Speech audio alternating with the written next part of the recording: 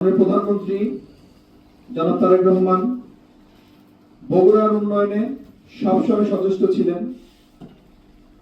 সাংবাদিকতা এই বিভাগে উনি সম্মান করেন সাংবাদিকদের।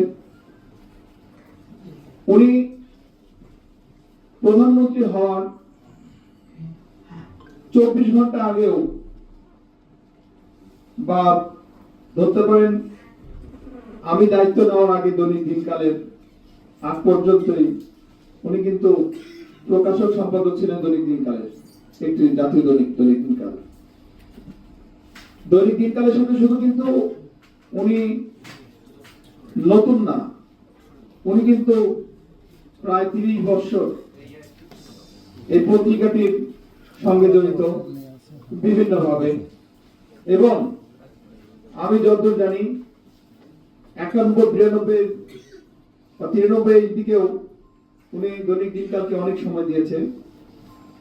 ধরা চলে মাননীয় প্রধানমন্ত্রী আমাদের সংবাদপত্রেরই লোক একজন ছিলেন।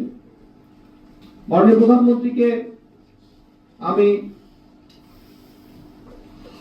রিকোয়েস্ট করব যাতে বগুড়ার বাংলাদেশের সঙ্গে বগুড়ার ব্যাপারটা একটু, সাংবাদিকতার ব্যাপারটা একটু মানে বেশি নজর দেয়। এখানে শিল্পের শহর, সাংবাদিকতার শহর, এখানে অনেক পত্রিকা আছে এবং বগুড়া যেহেতু নর্থ বেঙ্গলের একটি দ্বার বলে, গেটওয়ে বলে, এখানে অনেক গুরুত্বপূর্ণ এই জেলা ভূমিকা রাখে। এই জন্য এখানে কিন্তু জাতীয় পত্রিকা এবং টেলিভিশন যত মিডিয়া আছে সবগুলো কিন্তু পুরো অফিস আছে, জেলা প্রতিনিধি আছে। অনেক জেলায় দেখছি আমি জেলা প্রতিনিধি, কিন্তু এখানে কিন্তু গুরুত্ব দেয় সবাই। এবং এখানে আমাদের একটা প্রেস ক্লাব আছে, এখানে ঐতিহ্যবাহী পত্রিকাগুলো আছে, সাংবাদিক আছে। আমি রিকোয়েস্ট করব আপনাদের জন্য এখানে যেন বগুড়া আজিজুল হক কলেজে সাংবাদিকতা বিভাগে একটা সাবজেক্ট খোলা হয়, একটা অনার্স সাবজেক্ট। এবং পাশাপাশি আমাদের এখানে দাবি করেছেন আমাদের বয়োজ্যেষ্ঠ এবং বন্ধুবর সাংবাদিকরা, সেটা হচ্ছে পিআইবি একটি শাখা। আমি জানি এটা কতদূর কি হবে, তবে পিআইবি যে পরিচালক আছে, মানে জিজি আছে, উনি আমাদের বগুড়ার কৃতি সন্তান ফারুক আসিফ, আমি তার সাথে পরামর্শ করব এবং যথাযথ মিডিয়া মানে তথ্য মন্ত্রণালয়ের বিভাগগুলোতে আমি খোঁজ নেব। যদি এটি করা যায় সেটাও আমি মাননীয় প্রধানমন্ত্রীকে জানাবো, যেন এখানে একটি ভালো প্রশিক্ষণ ব্যবস্থা করা হয়, প্রশিক্ষক প্রতিষ্ঠান করা হয়, যাতে আমাদের সাংবাদিকরা এখান থেকে তাদের ভালো মানের সংবাদ পরিবেশন করতে পারে। আর আপনাদেরকে সবাইকে ধন্যবাদ জানাচ্ছি।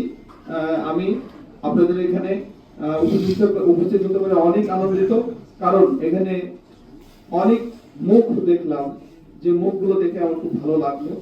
আর মনে পড়ে গেছে আমার সেই অতীতের কথাগুলো, সেগুলো আমি স্মৃতিচারণ করেছি। সবাই ভালো থাকবেন। এবং লাস্ট যে কথাটা বলে যাব, এরকম মহৎ পেশা, এটাকে আপনারা মানে এমন ভাবে করবেন যাতে আপনাদের কারো বদনাম না হয়, আমাদের বগুড়া জেলায়, ঐতিহাসিক জেলার কোনো বদনাম না হয়। আরেকটা লাস্ট কথা, সেটা হচ্ছে আপনারা এমন কোন সংবাদ পরিবেশন করবেন না যে সংবাদ পরিবেশন করলে মানে আমাদের বদনাম হবে। এই জিনিসটা সবচেয়ে বেশি গুরুত্ব দেবেন। অনেক জিনিস আসবে, এটাকে পাশ করে যেতে হবে। মোহন একটি কথা বলছে প্রথমে, আমি কথাটা উচ্চারণ করতে চাচ্ছি না,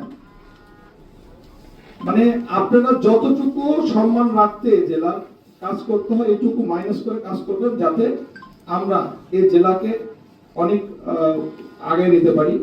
আর এখানকার আপনাদের সুনাম যে আছে, সুনামটা যেন মানে ঠিক থাকে, এই বলে আমি আমার বক্তব্য শেষ করছি।